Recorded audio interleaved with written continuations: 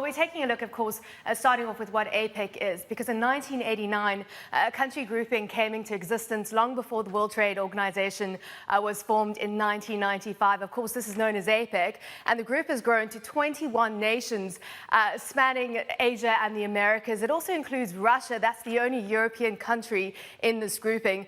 Now, what makes APEC agreements, more agreeable? They're non-binding, there are no penalties, and based essentially on mutual benefit. So it's essentially like a gentleman's agreement, so to speak. Now, something, of course, perhaps for some of the ineffectual groups to consider in terms of how to work these agreements. How does APEC work? It is based on a multi-tiered system of opening up trade, and now that's based on where members are on the development scale.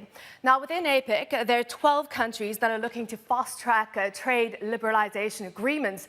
That, of course, is being led by the US. This grouping is known as the TPP, and of course, as you can see, China is notably absent from this. Now, TPP talks have become snagged on issues like Japan's tightly guarded auto and agricultural sectors. That being said, many of the ministers involved in these talks are saying they are making progress in that.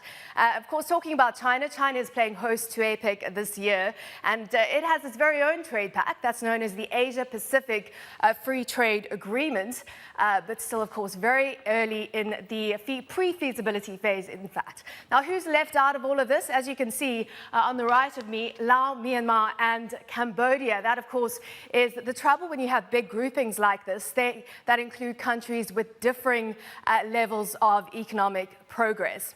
Now, also glaringly absent from APEC is Europe. Now, that, of course, is where proposed ASEAN EU FTAs, which started discussions in 2007, came into effect, but died a very quiet death after 7 rounds of talks because of Myanmar's human rights record.